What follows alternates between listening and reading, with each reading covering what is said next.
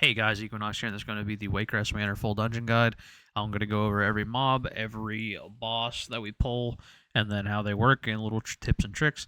So first things first, there's a change from BFA to now. The doors are all open instead of just a random door, so that's actually a really nice change. Your ratting is like more free. So the way the witch spawns work now, so if you played in BFA, there's random spots around the room every week, or around the dungeon every week that spawn a witch. It used to be able to spawn one of 3 witches, now it's one of 2 witches. It's either the Heartsbane Rune Weaver or the Heartsbane Soul Charmer. The Rune Weaver has a curse and a channel that does a lot of damage, and then the Soul Charmer has 2 different casts and a candles, and the candles make them take less damage. But yeah, let's get right into it. So we have a few different mobs here. We have the soul essences, we have the controlled guards, and the bewitched captain. Then we have one of the witches. So the captains are a 1-person kick rotation. They cast an ability called Spirited Defense, and then you just have to kick that, and they do a shadow cleave, which you just dodges the tank. It does not follow you. The captain or the guards do just a focus strike attack. The soul essences do an ability called Scar Soul, and that ability does not recast on CC. In BFA, it did recast on CC. Now it does not recast on CC, so any AoE CC or single target CC will stop that cast. Knocks do not work. Knocks and grips do not work because they can cast while moving. And then we get the Heartsbane Soul Charmer. So you can see that Etch cast right here. You can feign or shadow meld or vanish this, or just regular ice block, cloak, bubble, stuff like that will remove it. But yeah, you can see here the Etch, the captains, and you just have 1 kick rotation per. And it's really, really simple. These mobs are just like pretty simple, not much to go on. They do a lot of tank damage. And now up here you're going to see the same mobs, but it's going to be the Disciple here. So Runic Disciple has 2 different casts. They have Spellbind and Runic Bolt. Spellbind does not recast on CC. Runic Bolt does. It's just like a regular cast. So this area is where it gets kind of hard. So these Coven Thorn Shapers, they do not care about CC. They only care about kicks. They will recast on CC on Infected Thorn. Uproot does not recast on CC. So if you see Uproot, you can CC it and it's fine. So you see Infected Thorn, gonna do it, and they're gonna cast instantly again. You see, they don't care about CC. They're not like other mobs. So you have to actually kick these. You can line of sight the Infected Thorn, so you can like use this place right here to line of sight if you really want. It is a disease if it goes off, so if you're a monk, a priest, a paladin, you can get those diseases off, or an evoker with cauterizing flame. The best way to deal with these mobs is like tank them in an LOS spot. For me, like here, you can just use the fountain LOS, or just pull 1 at a time, 2 at a time at max. The Thorn Guard here doesn't really do anything special. He just puts a bleed on the tank. You can dwarf it off. It just does a lot of tank damage, and when he dies, he leaves a giant circle on the ground. And yeah, that's about it. The Thorn Guard also gets a periodic enrage to soothe it. It makes him do a lot more damage. So if you combine that with the Tearing Strike, it's gonna hurt quite a bit. You see, like kind of like that overlap right there. So the fire around the room that you see right there, I'm gonna go back 1 second. So you see the fire right there. That does damage the courtyard trash. Anything out in this courtyard that is naturally here will take damage from this fire. So you can keep it in there and do a little extra damage. And then you see the captain and the disciple again. You're going to see the disciple. Remember, the captain is a 1-person kick rotation. The disciple is like a 2-3-person kick rotation. Probably 2 if you CC the spellbind. Yeah, so you need 3 people if you're not doing the spellbind. You see the Runic Bolt does recast on CC. It got imprisoned there mid-cast. And that's about it for this area of trash. And then we're going to go on to the first boss in the first trash room. So here we have the Blight Toads and the Runic Acolytes. The Blight Toads do... they don't really do anything besides when they die, they have a circle on the ground that you have to dodge or disorient you. The Thistle Acolytes have 2 abilities, Drain Essence and Infected Thorn. They both respect CC. They both will not recast on CC, unlike the Thorn Shapers in the Courtyard. The Infected Thorn here does not recast on CC. Drain Essence also does not recast on CC.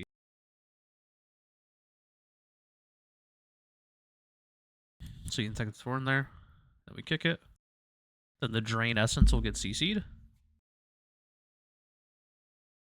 And then I'll ROP that, infected thorn. You see it doesn't recast on CC. So let's talk about the boss really quick. I'll go back. So Sister Selena is first. So basically the way this works is when you pull the boss, 2 of them are gray HP bars, which means immune, and they will just do random casts or reduce damage. 1 will be active, and you have to kill that one. So this first lady, Selena, she does her cast, which you just tank, and then she'll do an MC called Soul Manipulation. That'll just bring one person up. You get them to like 60 or 50%. I don't remember the number. And you break them out, and that's it. Super simple. And then she'll also have an aura on her. So each of the witches have an aura. And she has a healing reduction aura. And that's about it. That's all she does. Healing, and then we're just taking random damage. So one thing about the off witches, the ones that aren't active, if you do kick them and the tank is not in range, they will melee other people at full damage. So like our DH, if he's like next to them and he kicks them and I'm not in range, it will just one-shot him. So you see here, it's just a Malady. So now Malady has a different ability. She does the tank cast. She does the curse, which does ticking damage. And then it explodes. You can decurse this to reduce damage a little bit, even though it does the explosion damage. And then she also has her aura, which is a stacking buff whenever you're standing still.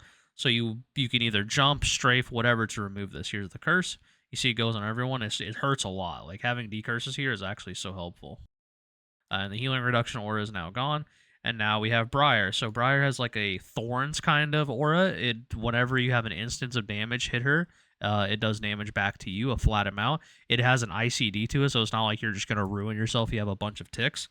And then she has an ability called Jagged Nettles. And the Jagged Nettles is basically like it's like Grievous, basically. Except it does a big chunk of initial damage. You heal above 90%, and the bleed's gone. You can immune this with Bop, Turtle, Ice Block, Bubble. You can Cauterize, Flame it off. You can Dwarf it off. So it's super easy to deal with. And yeah, you kind of just do this over and over. If you see the energy bar on the witch, if this reaches 100, she does an ability called Dire Ritual, and it's basically the raid wipe. In BFA, they reduced the energy rate of this boss by quite a bit, and it looks like it stayed. So this won't be too bad of a boss on Tyrannical. And then we're going to go through this again. So Soul Manipulation, the way it used to work is it would pop people's defensives, so you would have to pre-defensive to use it. As far as I know, every Waycrest I've done on PTR, which is a lot, has not casted a single defensive ability, so I'm pretty sure they removed that. So I think you're fine to do that. And basically, you want to, I would say lust on this boss. If you're going on Tyrannical Week, you would lust witch number 2. Either that or like witch number 1 after the MC, and then have it carry over into the second witch. The second witch does a lot of damage. Like, she does so much raid damage, so I think that's going to be the hardest one. So I think lust in this dungeon should be first pull. Right now, Soulbound Goliath, you kind of need lust unless you have a like mage or something, but I'll go over that when we get to it. Jagged Nettles does not stop, like it does just recast if you like feign or vanish it, like you saw there, or meld, so you kind of just have to deal with it. Alright, now we're moving it back onto the courtyard trash. So it's just the Thorn Shaper, the Thorn Guard, and then there's one matron here, Matron Brindle, and basically she does a Thorn Barrage, which is a tank, and it leaves a physical damage dot on you, and then she does like a little circle on the ground that you have to dodge, and that's about it.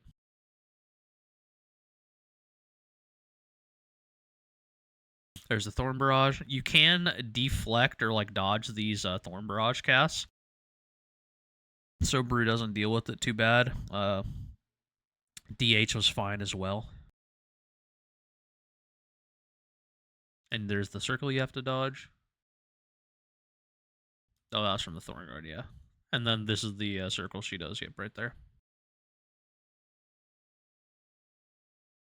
And then she does Thorn Barrage again. This mob is really easy to do as a tank right now. I'm not sure if they'll tune her up, but right now it's fairly undertuned. You can feel free to do her with other mobs. Alright, so now we're going to get into the next area of trash, which is the Rawls area of trash. So now we have the maggots and the infected peasants and the piglets in this poll. So the devouring maggots do an ability called Spit, and then that's just a big nature damage random person, and then they do an ability called Infest. The only ones that do Infest are the one with the parasitic buff. So you see on my nameplates, if you look all the way up, there's two little worm icons, and these worm icons basically indicate these are the ones that will cast Infest.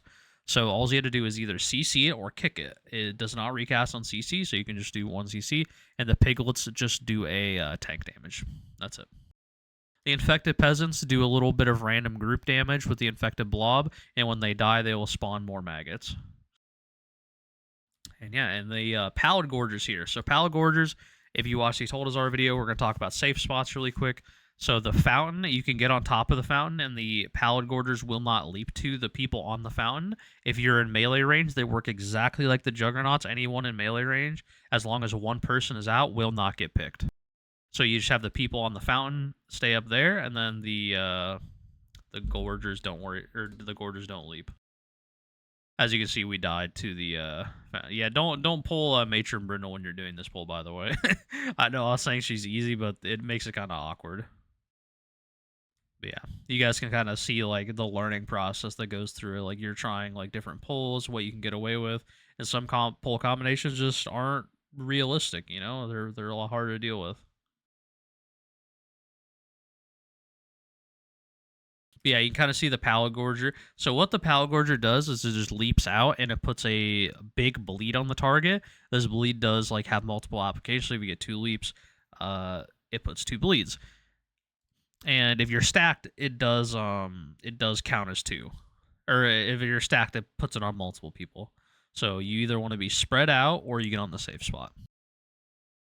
You can dwarf it off, cauterize it off, immune it off, etc., etc.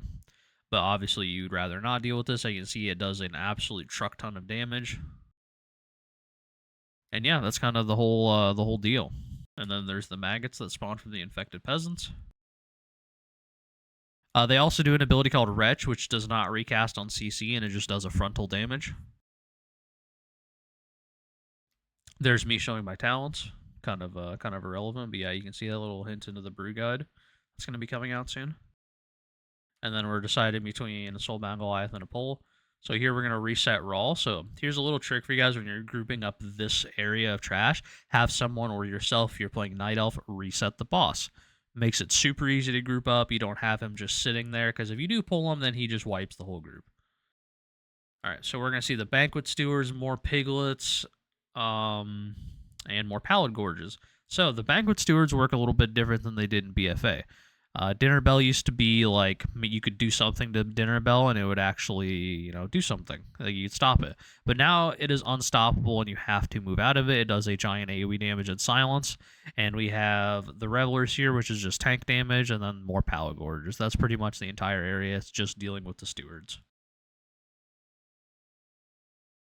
You see I walk back in there. This is like a perfect showcase what the ability does. It silences you. It doesn't lock you out of all abilities, but it locks you out of most. And the stewards also do an ability off and on called Meaty Rampage, which is literally just tank damage. Like, it just does a crap ton of tank damage. There's the Wretches again. As you can see, they do a lot of frontal damage.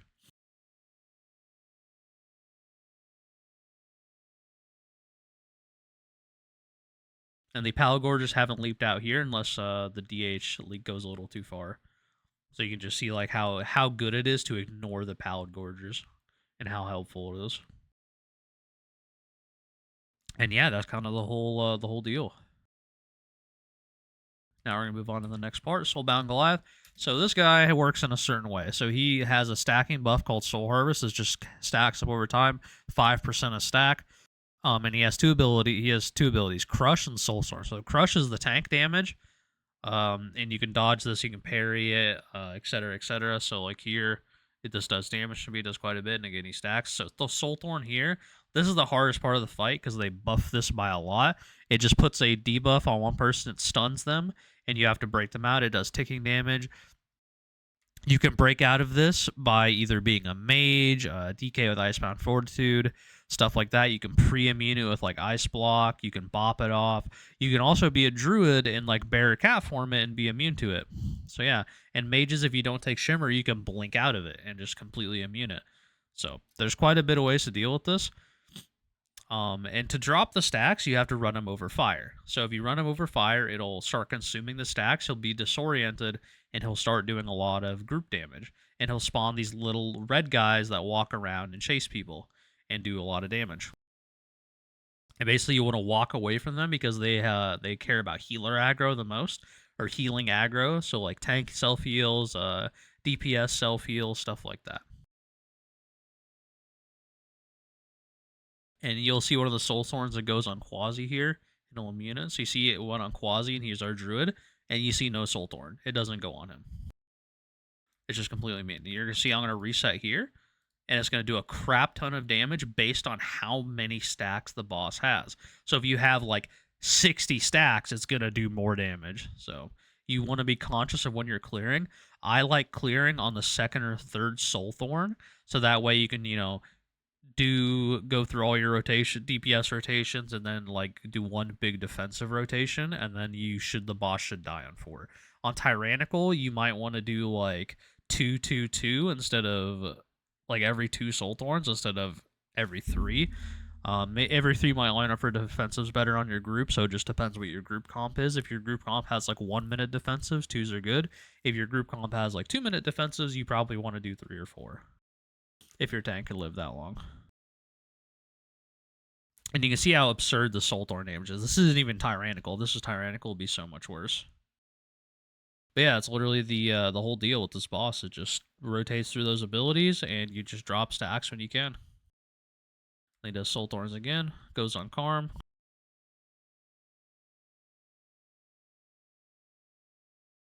Absolutely insane damage. I really hope they nerf the soul thorns. It's a little bit egregious right now.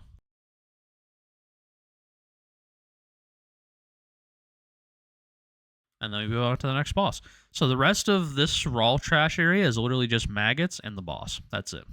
Maybe an infected peasant here or so. You're going to see I'm going to pull some trash into Rawl, because Rawl's an overall not very deadly boss as long as you're respecting his frontals. So you're going to see I'm going to try to tank these maggots. I pop Diffuse because all magic damage, they all go on me, and I don't take too much damage. And you're going to see the ones with Parasite. I'm going to rop those in. And we're just going to go right onto the boss. So Rawl does a couple abilities. He does Rotten Expulsion right here. So this targets a player, and he spits stuff out. You can like vanish this if he's targeting on you, and it should cancel it. And he spits these ads out, and each one of these ads on their landing area, you see these little green puddles where they landed, these do a lot of damage. So when you see the frontal targeting somebody, you need to move away from that section of the room, or otherwise you take the chance of getting one shot. It does one shot on a high enough key level. It does a crap ton of damage. And whenever these slime ads that spawn die, they do a little puddle. And it does a lot of damage if you stand in it. This boss's hitbox is quite large, but if you're a tank and you step outside of his hitbox and there's no other people inside of the hitbox, it will do consume all, and that's basically a raid wipe. There's the Rotten Expulsion right there. You could see the meld or feign, and it completely canceled it. And then, so the Call Servants he did, it basically spawns 4 ads around the room, and they move closer and closer to him. These are fully CCable, knockable, and basically you just have to kill them before he eats them. And if you do that, if he does eat one of them, he gets a debuff that goes on everybody, and it does a lot of damage, and it stacks the more he does. So it's basically kind of like a pass-fail mechanic. You either kill them or you die. Right now, the scaling, it's not that bad. It's not like Yasma where you just insta-die if you let 2 go through, but it's still pretty bad. There's the Tenderize.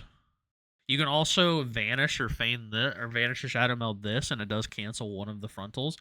But this one's kind of easy because it makes him like in a dead zone. There's the Rotten Expulsion again. You see you move from the frontal, and that's it. This boss is really simple. It's a good boss to do any trash on. Is fairly easy. Does almost no tank damage unless the tank's just like standing and stuff. And yeah. So the way you want to tank this boss is basically you want to drop all the ads as close to the boss as possible, like all the slime deaths as close to the boss as possible, because the melee have a much they have a very large hitbox, right? They have like where those green puddles are under my Mythic Plus timer. It's basically that big. And so if you to put all the ads, like all the space under the boss is taken up, then they have so much more room instead of just dropping in random places. And yeah, that's literally the whole fight. You just rinse, repeat that forever. Also, also this boss is a bug right now. I'm gonna play that back really quick.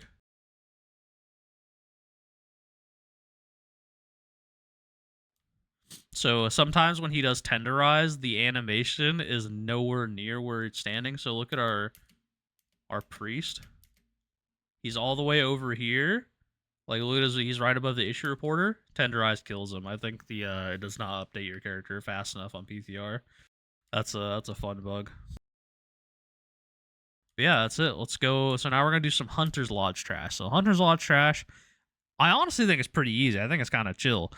We're gonna get a witch here, and we're also gonna deal with a couple types of mobs. It's gonna be the crazed marksman, the maddened survivalist, and the diseased mastiff. The mastiff again is just tank damage. The survivalist and marksman do group damage. So the marksman does shoot, and the survivalist does a couple abilities. They do shrapnel trap, which is just a ground thing you have to dodge, and then they also do severing serpent, and you just have to kick that, CC it, whichever one, doesn't matter. So there's severing serpent. If you don't, it puts a AoE poison on every single person. And then there's the random shoots. So you can use this doorway to line of sight. There's etch.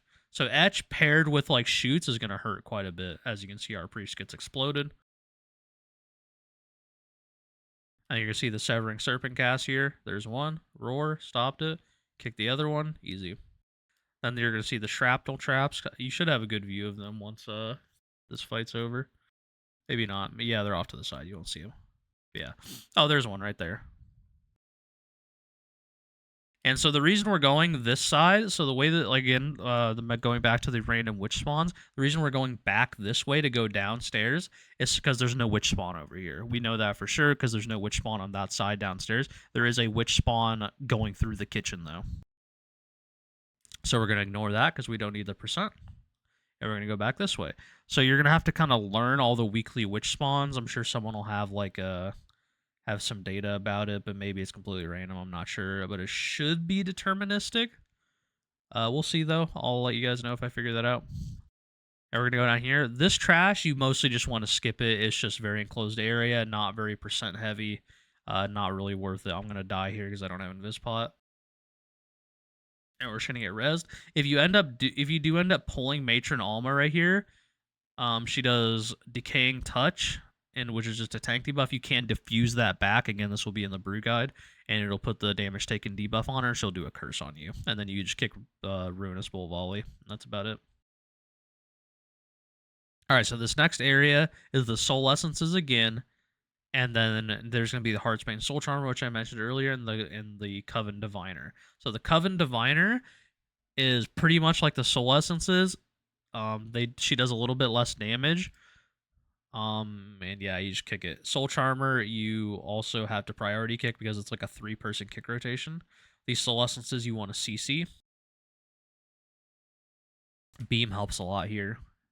And then there's the candles. So the candles make everybody in the candles take reduced damage. So you can see I have to walk out. And then we have to CC these Soul Essences. There's Chaos Nova. I ROP for the Diviner. The Diviner does not care about CC. It'll recast forever. And you see I'm trying to Touch of Death up. And yeah, that's pretty much everything. Alright, so now we're going to move on to this boss. This boss is kind of hard. So this is Lord and Lady Waycrest. This used to be an absolute terror of a boss back in the day. So basically, Lord Waycrest has a couple abilities. He does Wasting Strike and Virulent Pathogen. Wasting Strike is the tank buster. Virulent Pathogen puts a disease on one person, and you just have to dispel it. So you see I mouse over to dispel him. If you are in range of the person with the Virulent Pathogen, you'll spread it, and it'll do more damage. And then Lady Waycrest does this little circle ability. You just have to dodge these. It is targeted on your player feet. And she also casts rack and cord. Now, range can kick this during this phase. So you can actually stop the rack and cord you see on my the right side of my screen where my frames are. The boss frames, you can kick it. And you can see like our hunter kick will be on cooldown or boomy kick will be on cooldown. And it just stops raid damage. So it's not too bad. So wasting strike, you just have your tank rotate defenses on this. You can reflect this with spell reflect if you're a warrior. It does quite a bit of tank or boss damage. Super easy to deal with. Use rotate defensives, and every time he reaches a certain amount of HP, I think it's like 30%. Lady Waycrest transfers some of her HP to him, and then heals him back to full, and then she comes down at 10%. So she does it 3 times, I want to say, 2 or 3 times, and then she comes down, and then you just have to kick her, and that's it. That's all she does. She doesn't do her circles anymore. She just melees the tank, and you have a 2-person kick rotation. And then the tank just has to worry about surviving. I would kill Lord Waycrest here, especially in Tyranno keys, because he claps the tank. Like, he does so much damage to the tank. If you're a warrior, if you have a warrior tank, I probably would just cleave, because it's more efficient, and he can just spell reflect. This boss is fairly straightforward. It's just a healer check and a ranged interrupt check. Honestly, if you have a ranged interrupt check, the healing check is like almost nothing. If you have like two short cooldown ranged interrupts, like an Aug Evoker or a Mage, or a Dev Evoker and a Mage, or a Lock even with a Fell Hunter, it's really easy. Like, you can kick quite a bit. Prop Paladins have a really easy time on this fight because they can just chain Avenger Shield the boss, and she doesn't do like any raid damage. Super, super easy. And then we're going on to the last boss. So these mobs, if you played back in BFA, these little jumpy dudes, the Gloom Horrors, they used to do so much damage. Like, and the leap would be so much faster. The leap is a lot slower animation-wise, and the damage is much lower. So you can actually pull these on top of the last boss, even on high keys. I don't know if it's going to be like that on live. We'll see. I imagine they'll get buffed, but that's all they do is a leap. Do not stack. The damage does cleave, so make sure you're not stacking. And then we're going to go on to Warlock Tool. This guy has pretty much no mechanics. He has a kick, he has Dread Essence, and he summons ads. And he has candles. So the way this all works is he summons an ad, and you basically kill it, and he'll drop these candles on the ground, and you do the candle to burn their body. And if you burn their body, they don't get rezzed by Dread Essence. And they also, the ads do an ability called Etch.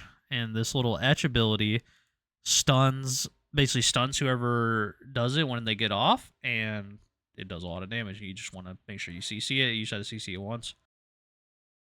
And that's about it. Also, if he's casting Dread Essence and this guy's casting Death Lens, do not CC it because it won't heal as long as he's casting Death Lens. So if I'm gonna play this back for you just to like show it in a little example. So you see this ad comes up. He's 96%. He starts casting Death Lens. This hasn't gone off yet. Hasn't healed. But he does heal if he isn't casting Death Lens. It's been like that since BFA 2. It's kind of wonky. But yeah, that's about it.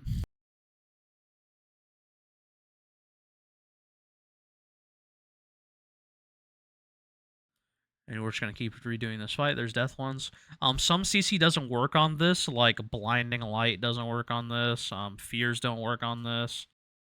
Yeah, some CC doesn't work on it. I'm not exactly sure, like, all of them. So there's the heal I was talking to you about. So we're going to go back and you're going to see. So see if he's not casting Death Lens, boom, full HP.